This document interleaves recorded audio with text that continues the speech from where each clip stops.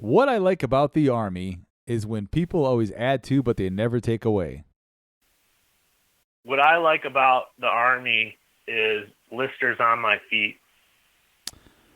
What I like about the Army is they issue you stuff you can't use, such as pockets and sometimes hoods. What I like about the Army is PT in the rain. What I like about the Army, I give up. I'm done. Welcome to Surviving as a Civilian, mandatory fun. Here with me, as always, is Andrew. Hey Scott, you didn't make it very long in our improv game, No, I'm but not I'm good sure at it. our yeah. So we're doing mandatory fun episode today, and I'm sure everyone's wondering what mandatory fun is all about. Yes, Andrew. So, Mandatory Fun is an episode that we're going to start doing every once in a while where you and I take a break from the serious stuff and the serious stories that we usually share in Surviving as a Civilian and have a little fun talking about military service and things related to the military service. We thought that today, being St. Patrick's Day, would be a fun day to start this. Man, I really love St. Patrick's Day. I love corned beef hash and cabbage.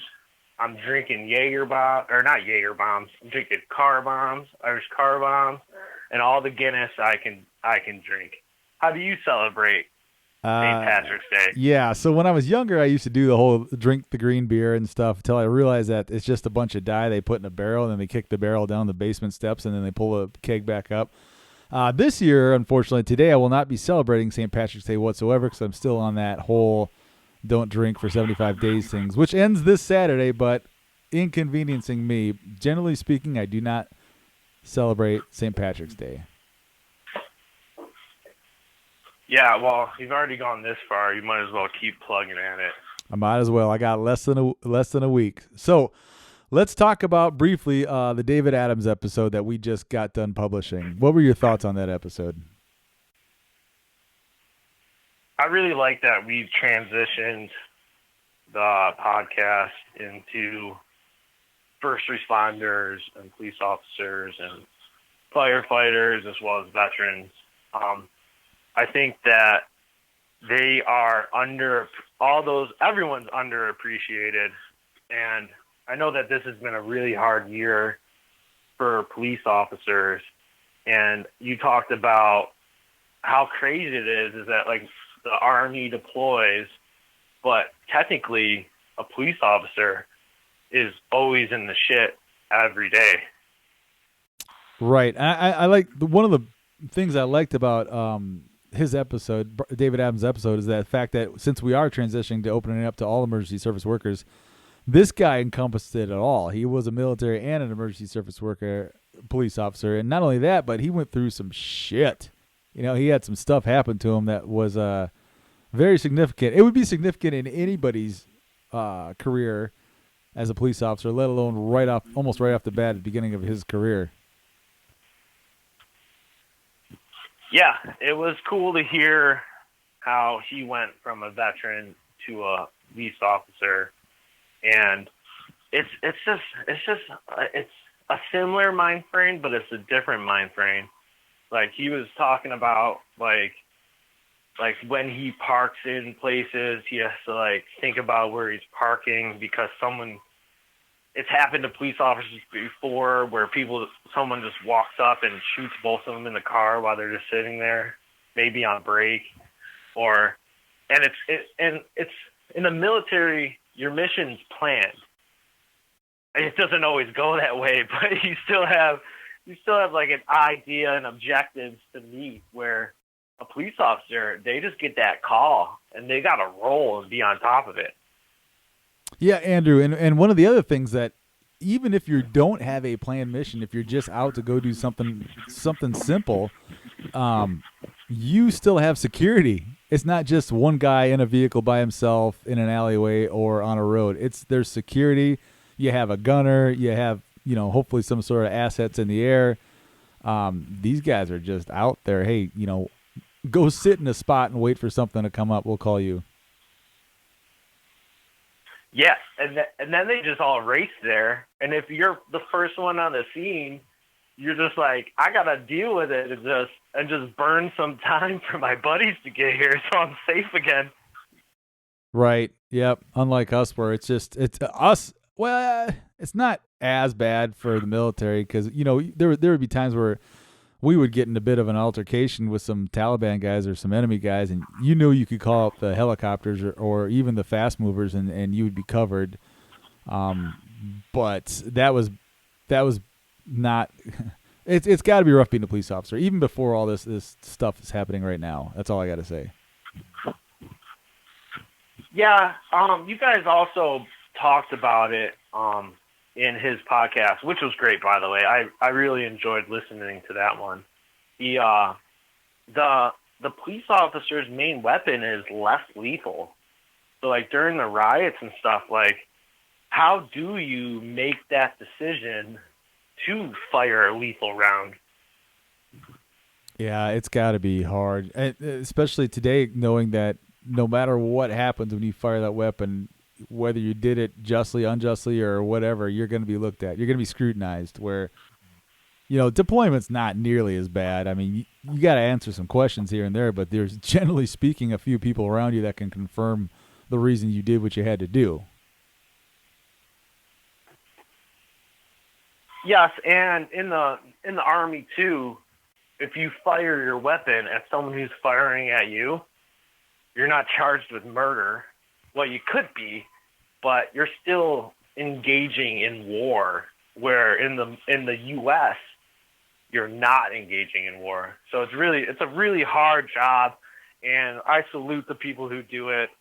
I know a lot of people don't like cops, and it's been a rough year, but if you're listening and you are a first responder, firefighter, police officer, or veteran, and you want to be on the podcast to share your story or one of your stories, please email me at survivingasacivilian.casting@gmail.com, and we'll get you on the show.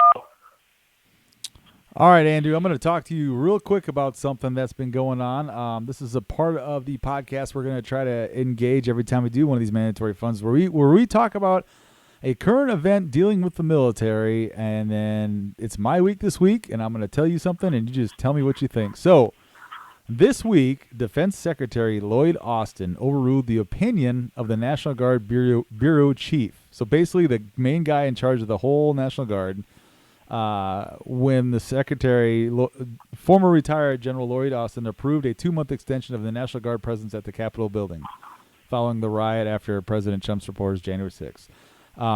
So basically, in a nutshell, this guy, Dan Hawkinson, wrote a letter to the Secretary of Defense saying, hey, I want my National Guard guys back. Because now they've taken people from all over the country. They're taking National Guard guys from everywhere. There's 2,300 of them approximately.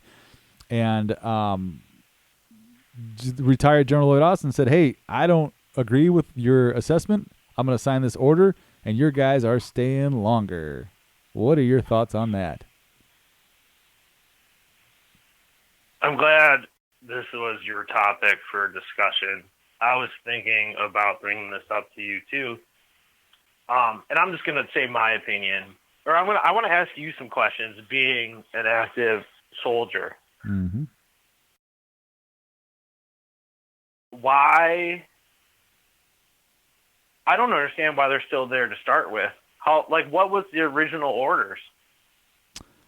I'm not sure. Did it? I don't know. Did it happen before? I think it happened before the actual. No, actually, I lied to you. After the events of January 6th, and the Capitol got stormed, they decided to do this executive order and bring all these guys in to protect them. And that's when they had all those problems with like not having a place to stay. And then members of Congress were saying, "Hey, you can't be in here. You got to go sit in the parking lot to take your breaks and stuff." So I'm not exactly sure what the threat is anymore that they decided to. I don't know what triggered keeping these guys there. So there was 23,000 at one point prepared for the riots when this happened, and now they're down to 2,300.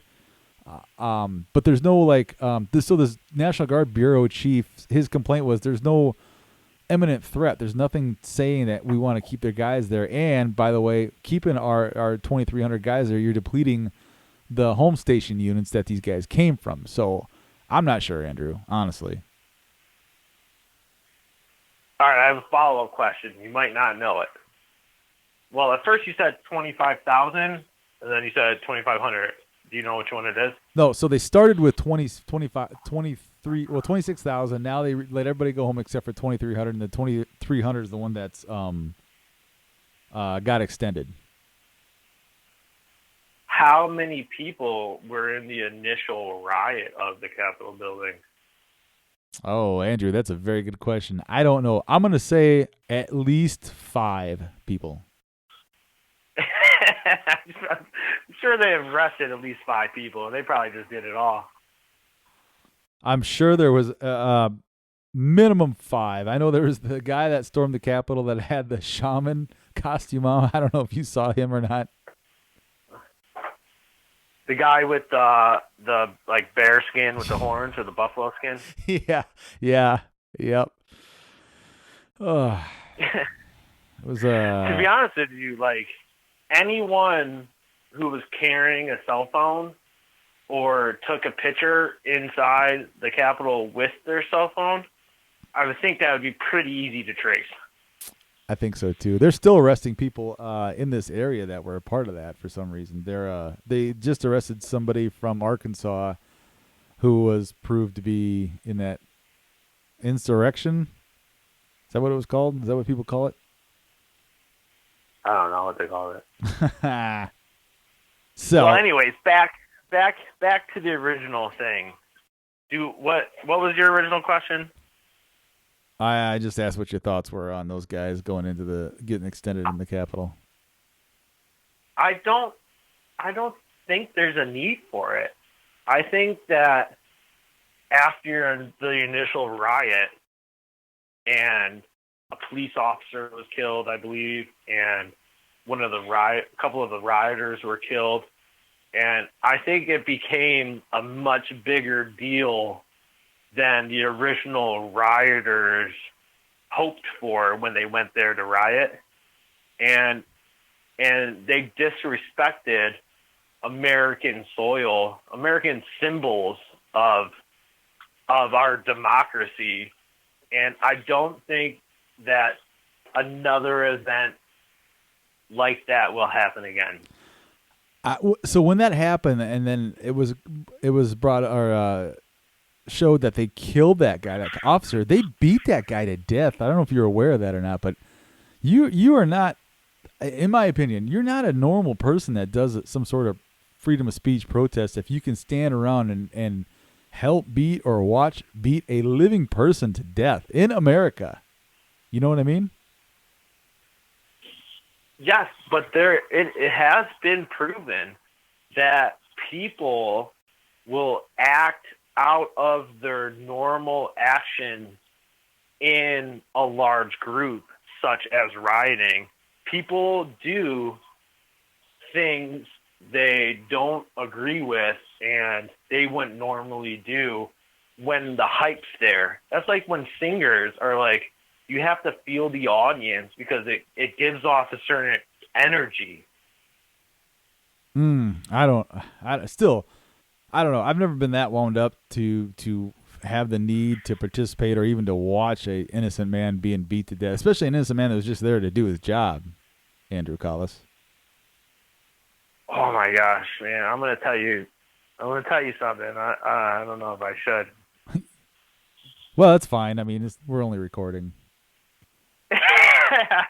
Yeah, I'm not gonna tell you. Anyways, I don't think that there's a need for them to be there.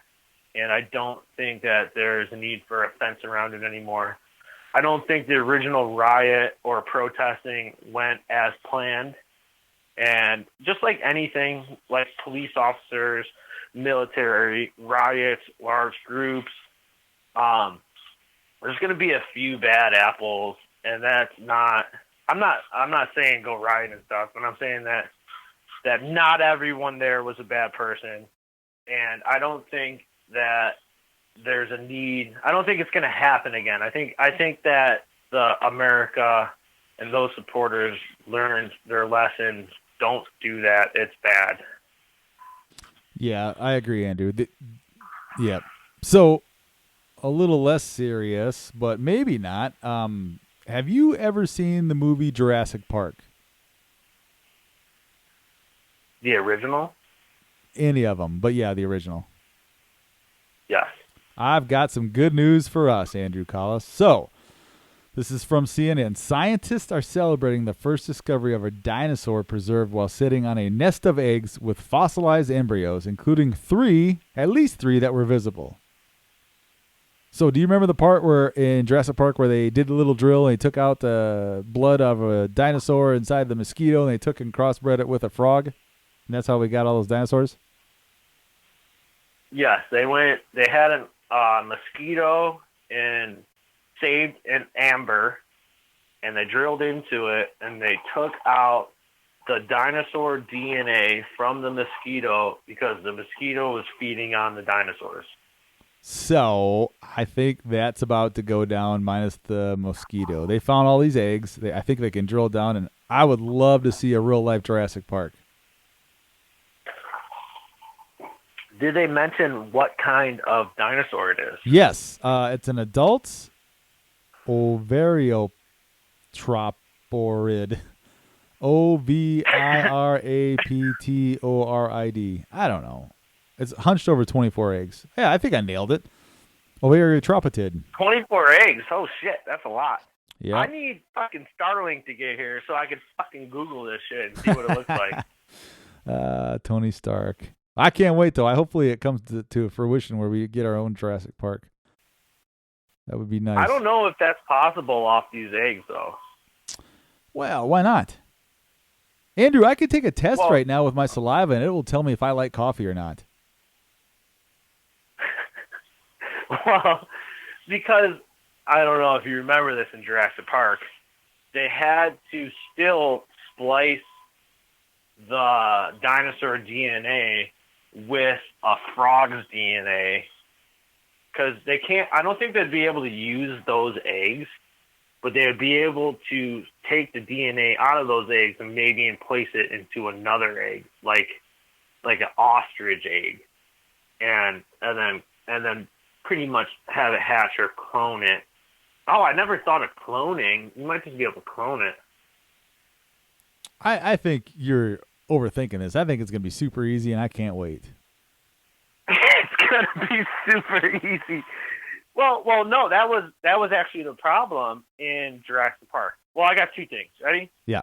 So, in Jurassic Park, they show the dinosaurs hatching from eggs. Yes. So, I think it would be easier to clone one than, I guess, to hatch it. If you were to clone it, would it still come from an egg? Would you clone? What would you be cloning? I don't understand. So you would take the DNA out of the dinosaur egg, right? Yeah. And then you would, like I said, you would put it into an ostrich egg, so that you would be changing the makeup of the ostrich egg to incubate a dinosaur instead of an ostrich. And then, the ostrich would sit on it, fucking hatch it, and instead of the ostrich, it'd be a little dinosaur. I got to tell you, that's probably the smartest thing I've heard all day. I don't see how that could go wrong. And, well, the other thing is, too, my second point that I brought up, that I'm going to bring up right now, is you would only be able to have the DNA of that one dinosaur. You wouldn't have a full Jurassic Park with the DNA of fucking hundreds of dinosaurs. You would only have that one dinosaur. So you would only be bringing that one dinosaur back to life. And I don't know what it looks like, but I'm guessing a duck-billed platypus. You know, Andrew, you make a very good point, though. How in Jurassic Park did they get all those different dinosaurs? They found just that many mosquitoes with that much DNA inside them? That's a rare find. This thing, I've been alive for 46 years, and this is the first time they found a nest full of dinosaurs. You think all those people found just a shitload of happen to have mosquitoes with a bunch of different DNA inside their guts, inside this amber? Man, you're pulling at my heartstrings here, Scott. I have actually looked up and tried to purchase insects in amber. What for? What purpose? Just you were bored, or you were gonna? Please tell me, please, Andrew Collis. Please tell me you were going to try to start your own Jurassic Park in New York. No, I wasn't trying to start my own Jurassic Park, but I was just interested in. I like geology and stuff like that, and natural like made shit. And I was actually looking to just to buy it and have it, add it to like a collection. And dude, they are super expensive. Give me a ballpark. What do you mean for expensive? It depends on what's inside of it, man. What is trapped? Name something you would think would be trapped in amber. Volcano ashes. Why would that be fun to look at? Depends on what time of the period in history it was. If it was like during Pompeii, describe to me what volcano ash and amber looks like. No, I don't really care about the look. I'm saying you would have a piece of history, though, a volcano that killed a whole great big civilization, and then you have it forever inside a piece of amber. Technically, you probably get anything that looks like that and say, hey, I got this for thousands of dollars. It's when all these people died. So you're right. I guess it wouldn't really look that cool.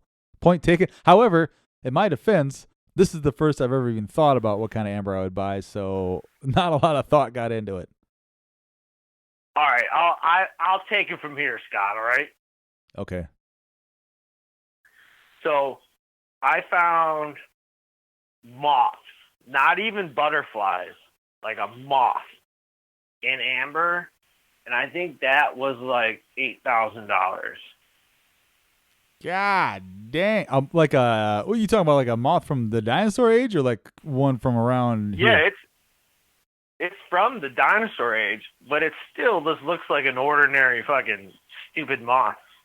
How do you know it was from the dinosaur age? Because the amber has to fossilize. I don't know if they call it fossilize. It might be like I don't know. But it the only way it becomes amber is time. So can you help me out and just briefly explain to me like a third grader what amber is? Then I guess I don't know what it is. I believe, well, I'm sure I'm going to fact check this after, but I believe that amber is a tree syrup that dripped down, encapsulated something in it, and then that fossilized or a lot of time went by, and then it becomes like amber. It looks like a clear rock that whatever's trapped inside of it you can see. Huh, that would make sense, huh? What do you think the largest thing ever inside of a trap that was trapped inside of amber is? I wouldn't want to be trapped inside of amber. The largest thing ever, it's insects, because insects are always like, one, they like sweet stuff, so they're always like going to, like if you had tree sap on your arm, you'd get a lot of bugs flying around you, you know? Well, I just fact-checked you. So the largest piece of amber discovered weighs a mere 15 kilogram. What's that come out to in pounds? Doesn't matter. And it has the fossilized remains of, god dang it, Octoludina veritas, which is a dinosaur. It's only 17,000 years old. Is that right? Big? So you said it's 200 kilos? No, 15 kilograms. I don't know what that comes out to in normal people talk. Oh, 15 kilograms. Is it for How sale? many pounds is 15 kilograms? I'm not sure. No, somebody got it and put it in a museum. So the most expensive thing when I was looking to buy a piece of amber with something in it, 33 pounds. I was actually watching Jurassic Park while I was Googling all this. I actually found one that had mushrooms and it looked cool. Like the price of amber is one, what's in it and how cool it looks. So this one had a bunch of little tiny ass mushrooms. Like you could see the mushrooms in it. It was pretty cool. Well, how much was it? I think it was like $38,000. Oh, that's almost 40. Yeah, and that's about the time I realized that I will never own anything cool in amber. So 15 kilograms is about 33 pounds. So somebody found a 33-pound piece of amber with remains of a dinosaur in it, if that helped you out. All right, Google what is amber. Was I right on that? You probably Is it were. syrup? I think you're probably right. Well, that's a pretty big blob of not syrup, sap. I wonder if prehistoric amber is delicious. Yeah, amber is fossilized tree resin that's been appreciated for its color and natural beauty, according to Wikipedia. It's valued. That's legit to me. Yeah, there's stuff in. Yeah. Huh. Well, good for you.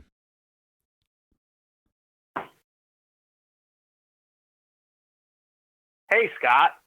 Yeah. I've been seeing all my veteran friends, firefighter friends, and first responder friends posting their awesome photos of handmade wood flags on Instagram and on Facebook.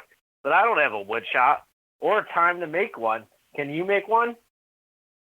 No, I can't make you one. But our friends at Vengeance Woodworks Company can.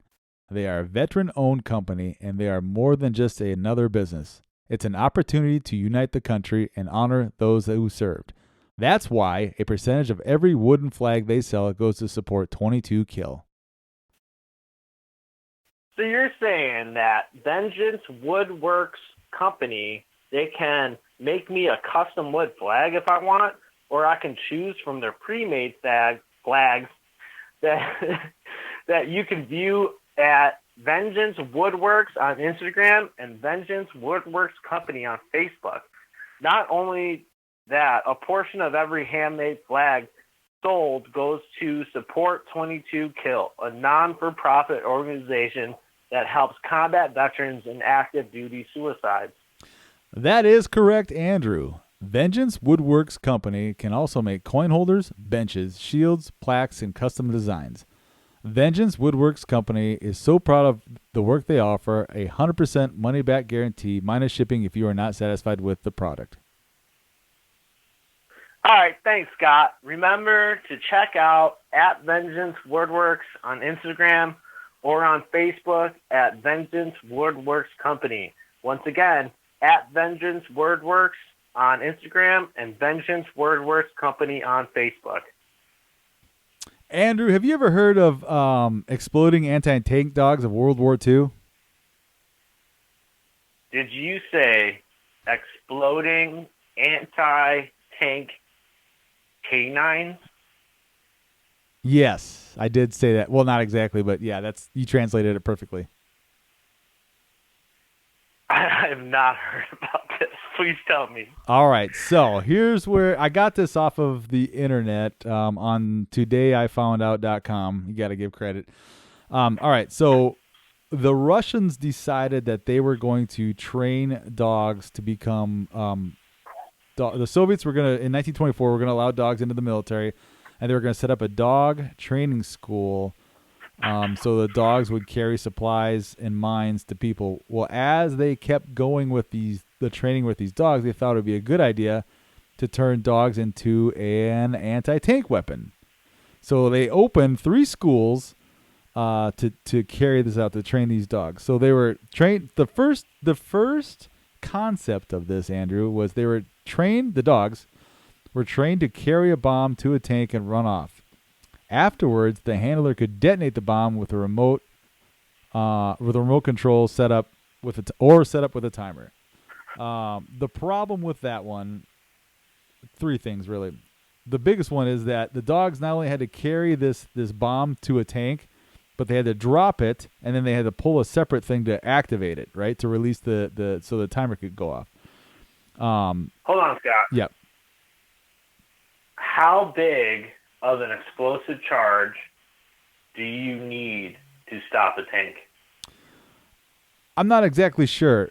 From the pictures, it doesn't look like the dog are that big. I'm assuming they were probably large-sized dogs. And if you're shooting a tank from underneath, that's technically the most weakest point. So I don't think I think if you had a good shape charge, you'd be all right. You wouldn't need that much. But as far as like size-wise, I'm unsure.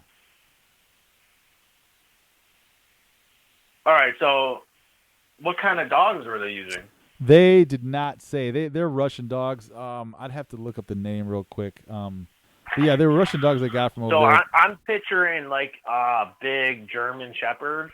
Yeah, that size. Although they were fighting the Germans, so they didn't put a. They didn't use German Shepherds. So they were taking. So yes. So initially, these dogs were supposed to run up, drop this bomb, this explosive, and then pull a certain pulley on it or a handle on it to activate it. Run back to the trainer, and then either the bomb was supposed to go off based off the timer that dog pulled, or a remote control thing using signals to blow it up. The problem is that the dogs didn't have the skill to activate the thing correctly, and secondly, with the remote timer, that was very expensive to detonate the bomb underneath the tank using the remote sensor. So that plan was scrapped. But Andrew, the juice wasn't worth the squeeze. The juice was not worth the squeeze. But Andrew, that was not the end of this plan.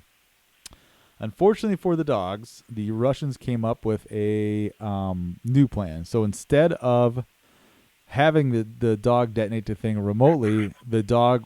So basically, there was a stick sticking. So the dog puts his vest on. It's got explosives all over it, and it's got this like a mine, the thing that goes on the top of a mine. You know what I'm talking about? The tilt rod. Yeah. So it had a tilt rod based on. Oh yeah. They had a tilt rod based on the back of this mine dog. So the dog would run, and then when he got underneath the tank, the German tank, it would hit this tilt rod, and it would blow up the dog, and then disable the tank. That was the second plan.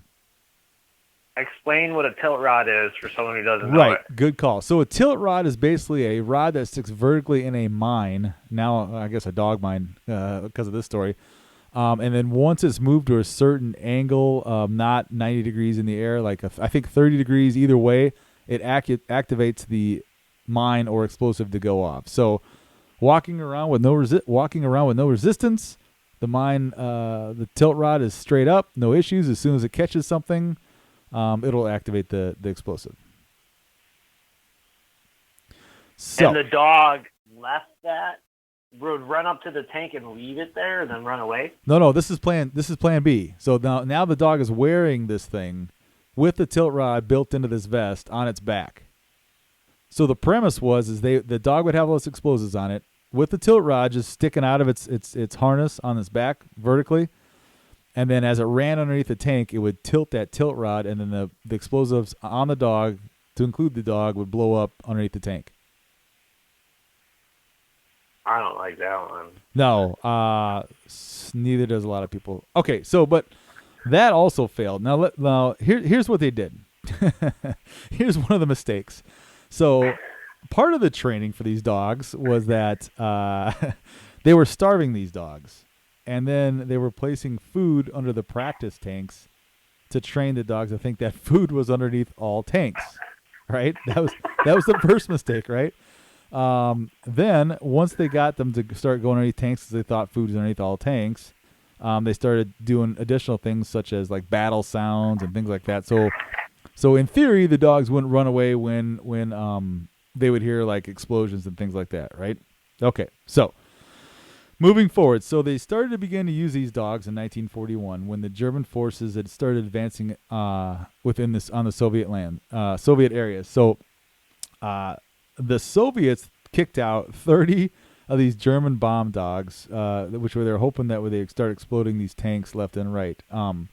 The problem was that these dogs refused to dive under the tanks in the field because these tanks were shooting at these dogs and shooting just in general. So they had never done it in training. They had never trained with a live fire, shooting machine guns off of a tank. So the dogs were scared. Another thing that was happening is these tanks were moving and they were extremely loud. So unlike the training tanks who were just sitting there idly, these were moving, these were shooting, and the dogs wanted nothing to do with it. So many dogs got shot before they could even get to the position, and since they were shot, the tilt rod would move and the dog would get blown up. The other thing that they really screwed up on, the biggest problem was. Hold on, let me stop you for a second. Yeah, please do. Just overall, in general, I think that there are better weapons, even at that time, available to stop a tank. Well, Andrew, I'm glad you brought that up, but as I see in my job, almost on a weekly basis, somebody's always looking to get that evaluation bullet that lets them stand out. So I'm sure at a lesser form, somebody was trying to get some sort of recognition for being innovative. And think about it, Andrew. So not the killing of the dogs part of it, but you could train a dog to go and drop a bomb off underneath the dog and arm that thing. Game over, right? You're going to win that shit. Yeah, so the other thing is it takes a very long time to train a dog. And it costs a lot of money to train a dog. And then you're killing the fucking dog. If it's not weapons aren't good unless you can reload them, unless they cause like catastrophic damage. Right. So funny thing about another failure, but not the biggest failure. Another failure that they did was well, not them, but so when these dogs were running with their tilt rod armed, when these dogs were armed to blow up a tank and they were their tilt rod was armed, they just had to tilt that thing and they would blow up. They would get scared and run back to the trainers fully armed. So now you have a dog that's has enough explosives to damage a tank running at an individual not inside cover or anything. So it was scaring the shit out of these Russians. Yeah, that I actually thought about that too. I actually wrote it down as you brought this up. So let me backtrack a minute. Please do. So, my first concern with this weapon was, are they doing live fires? Are the tanks moving when they're training them? Because I know from my dog, when I put him in a new situation, that he's scared and he just sits right next to me. He wants me to protect him. So they did do some training, not live fires though. They did not do any practice where guns were going off or anything of that nature. They basically started up the tanks. They played some sort of battle sounds over a loudspeaker, and that was the extent of it. Yeah, that's not the same when they're in combat. The other thing is what's kind of positive about this. I'm not saying I condone blowing on killing dogs, blowing up and killing dogs.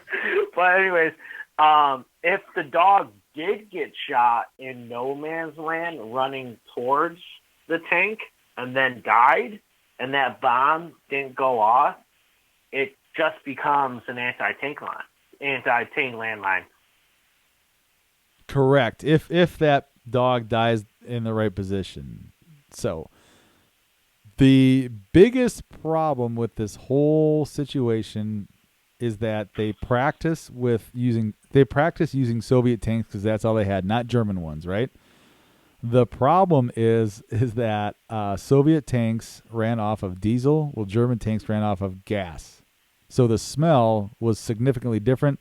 The size, the look, the description of the tanks between the Soviets and Germans were completely different. So when they deployed these mine dogs out in real world, these dogs were confused AF because they had been practicing on Soviet diesel-ran tanks, and now they're running at a German. And you've been around heavy machinery. That diesel smell is very, very distinct. You know what I mean? It's you know when you're around diesel. So I'm sure for the dogs, it was 100 times worse, and that added to the confusion. So needless to say, that was a failed weapon used in World War II concept. to go back to the engines, if you look at a raw diesel engine compared to a motor gas engine, just the size alone of the engine is tremendous. So the tanks that they were training with had to be so much bigger, so much heavier, so much. And then you're right, they make a completely different sound. It's just gonna throw a dog off. Dogs are repetition. Like when you throw in variables, it throws them off. Yeah, it's I'm learning that quickly with my dog Charles Manson. He loves every That's time your dog's name? Yeah, I named him Charles Manson, my last name, Charles Manson Lund. All right, I'm gonna tell you something. Do you know what NK Ultra is? I've heard of it. I have a friend who lives in St. Louis who kept trying to explain to me what that is. Yeah, look into that, and it's about LSD studies, and Charles Manson was one of them. Boy, Andrew, I feel like that is a great segment for you to have on a future episode of Mandatory Fun. To be honest with you, maybe that would be my crazy weapon. I'll explain LSD. So that was the end of that. Although, however, Andrew, as you know as well as I do, future generations of military, not just the United States, employed dogs as bomb detection dogs, bomb sniffing dogs, and they still do to this day. So I doubt blowing them up as an attempt to get rid of tanks led to that, but it's good that the idea had to start somewhere. So I'm glad you brought that up, Scott. I love dogs, and I have a dog who is very well trained. And I did work with dogs while I was deployed in Afghanistan, and I worked with a few different ones. I worked with mine clearing dogs. I've worked with bite dogs. I've worked with bomb dogs, and I've worked with like ECP dogs to do all that, just not in the field. And I have to say that in combat missions, dogs were worthless.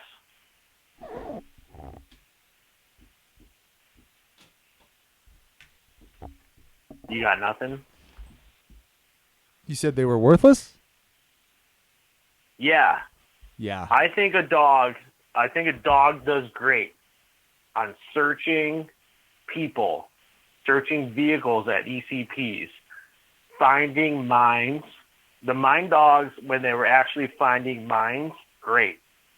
But when I had them on air assault missions, or when I had them on RCP missions, like actual long missions, I'm talking like 15 to 24-hour missions, the dogs were worthless. They would get tired. They need to be in like a stable environment to work correctly. So, Andrew, I'm glad you asked me. Here's my experience with military working dogs. Two things. So, the people, and I'm going to probably step on some toes. I don't know how many people we have that listen to us that were military dog handlers, but in my experience, and this is my opinion only, the people that were sent to the combat engineer, mine dog handler courses generally were the people that were not performing at 100% inside their unit, and when the tasking came down for somebody to give up, hey, you need to give up somebody to go to the mine dog handler school, those were the people that got the job. And again, if you were one and you were a phenomenal one, I guess I never met you, because the ones I met were not good. Second thing, to caveat to your point, yes, Andrew, I agree. We would take dogs with us on patrols, dismount patrols, and most of the time it was the Air Force. So they would go on 6 hours of this 4-day patrol and then say their dog had to be evac'd out, and they would get in there and leave with their dog. And let me back up a little bit. I don't even know how good that dog was. Hold on, Scott. Hold on. Let me interrupt. I've seen more dogs and their handlers get medevaced than I have wounded. That is a bold statement, Andrew Collis. It's true. It's true. You said the exact same thing happened to me, and we weren't on the same missions at the time. Every time we had a dog for a mission that was longer than a day, they would call in medevacs and fly him out of there. Yeah, I'm not sure who thought it was a good idea to dump a ton of money into that program, but you messed up, whoever did. So what's your second point? I'm sorry to interrupt. I agreed with you strongly. No, so the second point was, I don't even know if they found stuff or missed stuff, to be honest with you. I had to use one time in an emergency, and honest to God, Andrew, I was like, I think I'm better off just fucking walking while slowing myself down with this dumb dog. You're like, I'm probably better with a probe on my chest every inch than a dog. No, Andrew, I legit was like, I'm probably better doing nothing than trusting this dog, because the dog was slowing us down because I got to do that pattern shit where they go across or whatever and get called back. For speed of movement, it would have been easier for me just to be like, we're going to take our chances, bro. Get in the back.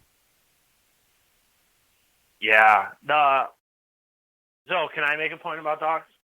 Absolutely, Andrew Collis. The other big problem that I have with military and working dogs, not like police working dogs, I haven't been around them, but I'm saying military dogs, is once they are trained to bite.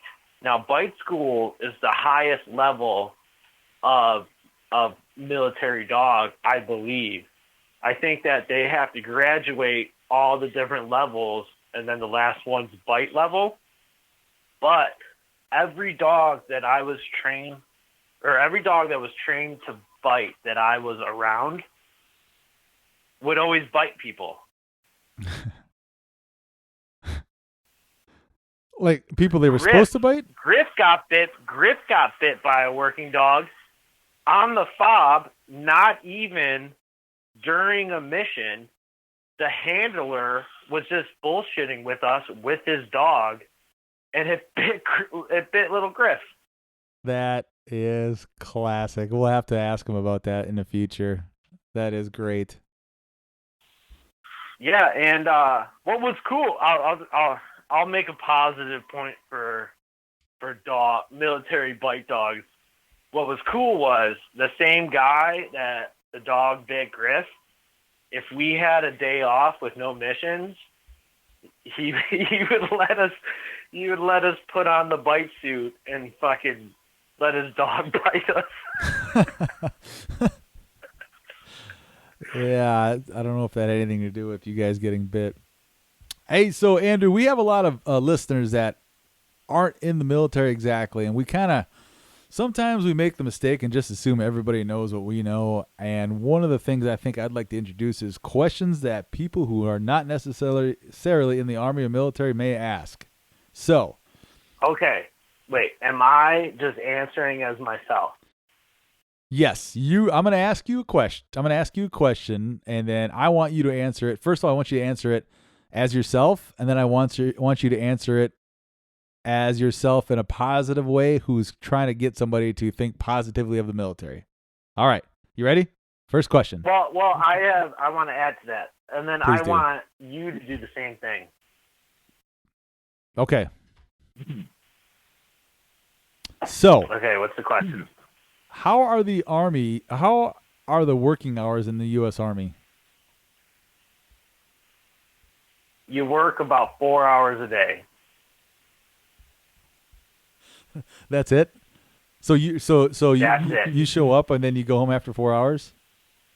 4 hours, you run for 1 hour, you get a 2-hour lunch, you work for 1 hour, and you go home.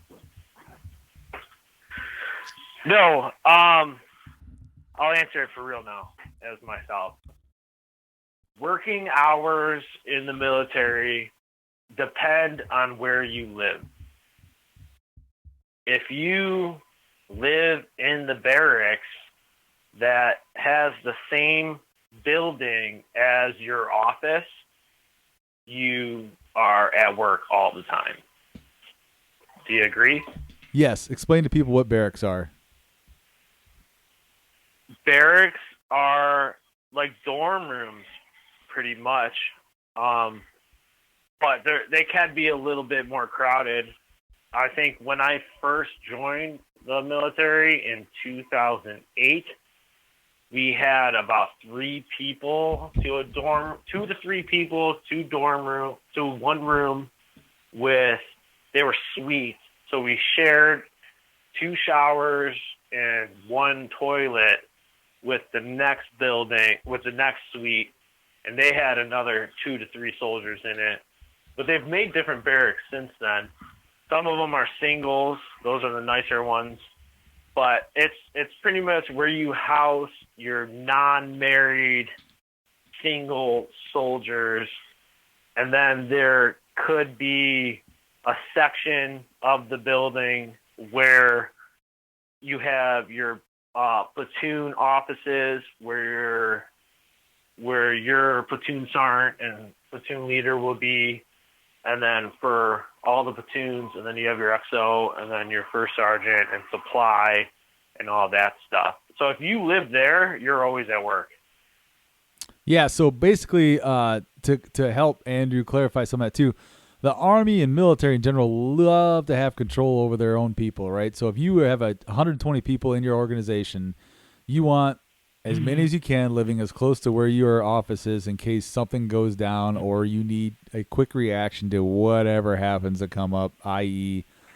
snow removed somewhere or oil cleaned off the ground or whatever else you get stuck doing as a private. Now, the craziest thing about that is once you make the rank of staff sergeant, E6, you're allowed to go ahead and live off post if you're single. Now, the one of the problems that I will say that the Army kind of gets wrong a little bit is if you're a single soldier and you are not married, you have to live in these barracks if you're in a certain rank, which kind of sets you up for failure because you can't have a person that you're dating overnight. They have to be out by like 10 p.m. You can't. So basically, you're signed up in this great big machine that at any given moment you could hop on a plane, go over to a different country, get shot at, shoot at people, but you're not allowed to have somebody of the opposite gender stay overnight with you. And that's something now I understand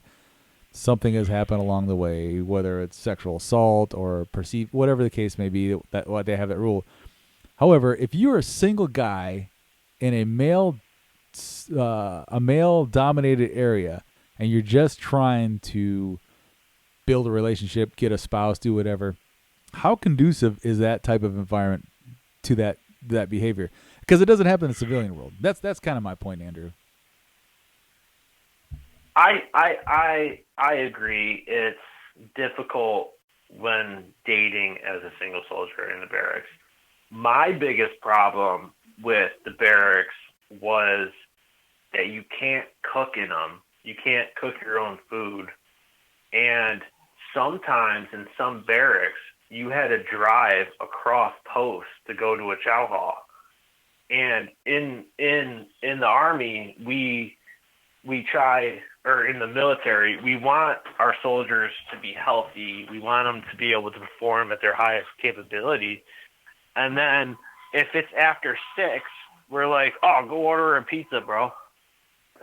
Correct, because that's what time the place where everybody gets food at closes at 6 p.m. at night. So if you have to keep your soldier working on whatever past that time, you basically gypped him out of the money he earned to eat at that place, and then you're also costing him or her money to go eat off the installation. Yeah, it's a lot easier. Well, so when I first joined at Drum, they had chow halls right there for like every 2 battalions. They would share a chow hall, and it was right across the street. So you could literally do PT, and you could walk, shower, shave, shower and then walk right into it, eat, and go to formation. But after my second deployment, they changed our barracks, and they closed down a lot of those substation chow halls, and you actually had to get a taxi or like carpool with other single soldiers to go eat. So if you didn't have a car, you were relied on someone else to take you to the chow hall. Yeah. Yep. It's not a flawless system by any means. This is how I would answer that question. So, what are the working hours in the U.S. Army? I would say that the hours vary day to day. It's early mornings, sometimes late days. However, if I was trying to sell the Army to somebody, hey, this is why you want to join. Every federal holiday, you get an extra day off. So every weekend, that's a 3-day weekend for most civilians. With a federal holiday, it's usually almost always a 4-day weekend for people in the military. That's one of the advantages. But honestly, I would say up until the rank of maybe E8 or Master Sergeant, your hours are crazy. It's a lot of, hey, we need this done right now. And it's even worse, like Andrew said, living in the barracks, because I remember when I was a single soldier, I lived in the barracks. And I lived in the second room from the main offices. So every time some crap came up that had to be done, I was the second door they knocked on to go get it done.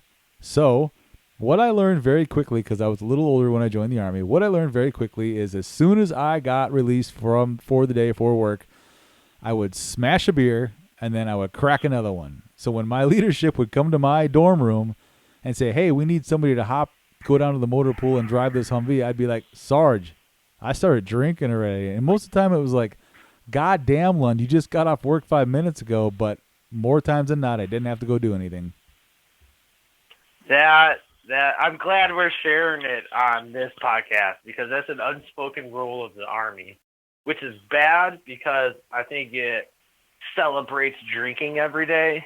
But yes, I was clued in to that life hack, Army life hack, very early, is that if you are dismissed and you don't even actually have to drink it, but if you called me and you were like, I need you to come back to work, I'll be like, man, I just took 2 shots.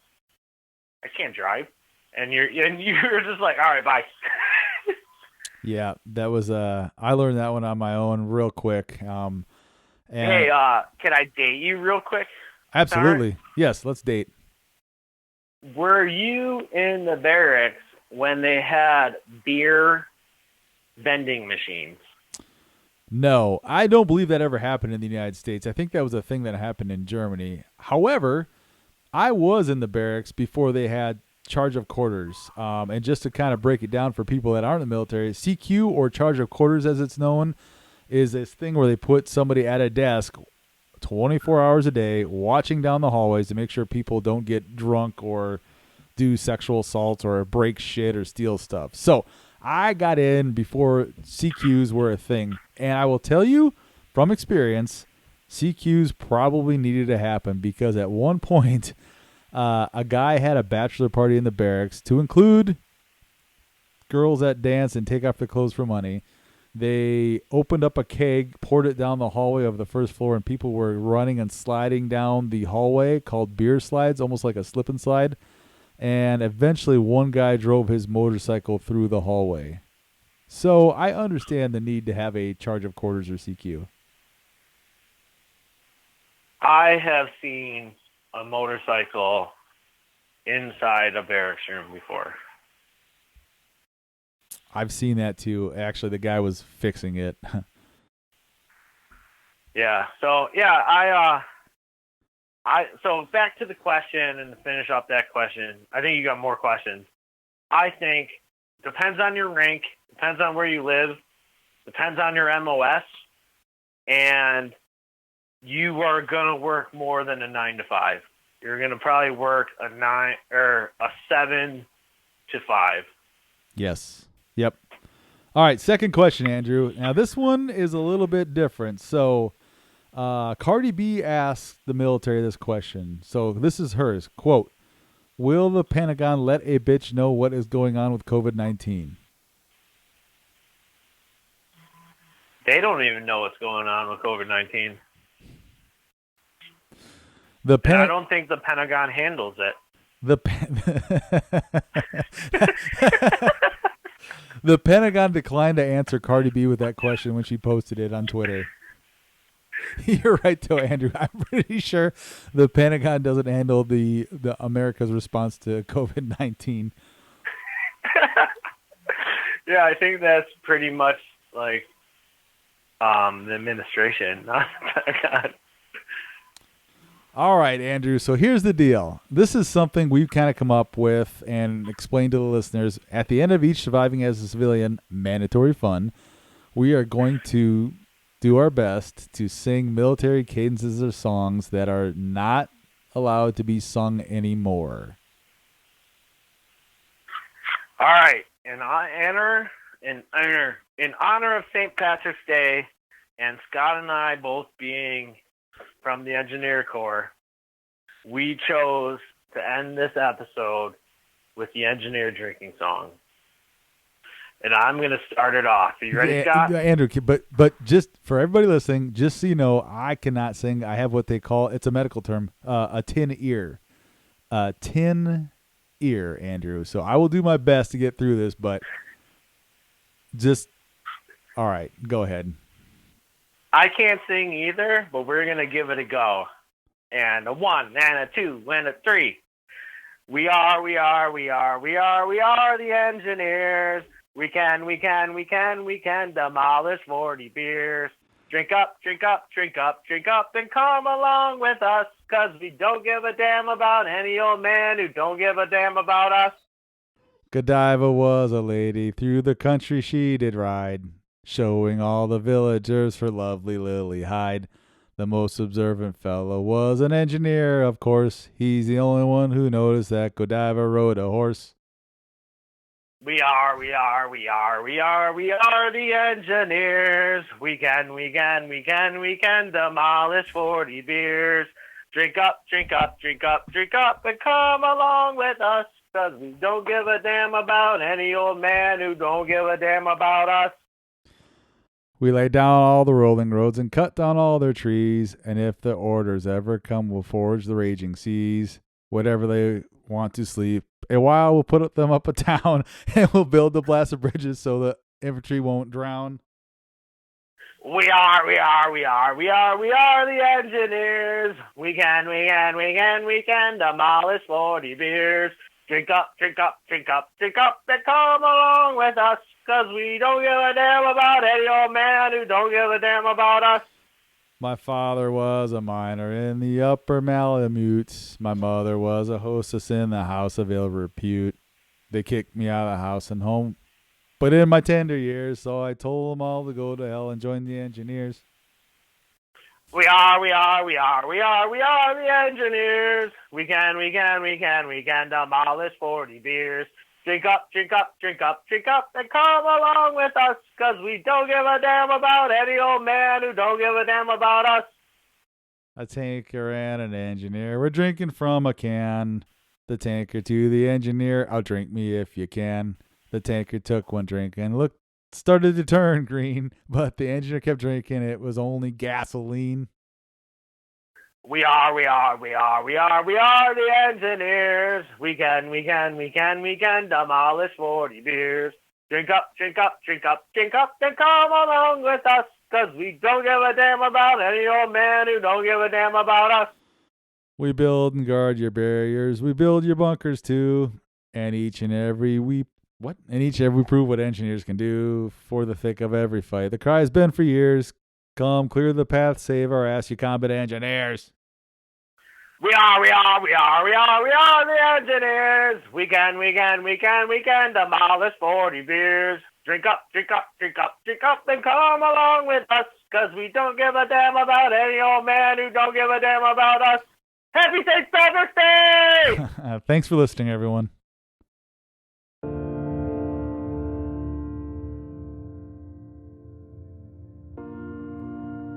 Thank you for listening to this episode. Getting the message out about suicide prevention is a team effort. We need people to be brave enough to tell their stories. We need supporters who care enough to spread the word. If you have a story you want to share, please email us at survivingasacivilian.casting@gmail.com. And if you want to help share this project, like and subscribe to Surviving as a Civilian on Instagram and Facebook. The most important thing Andrew and I want to get across is that if you need help, get help. And if you can give help, please do it. The National Suicide Prevention Lifeline is at 1-800-273-8255. Until next time.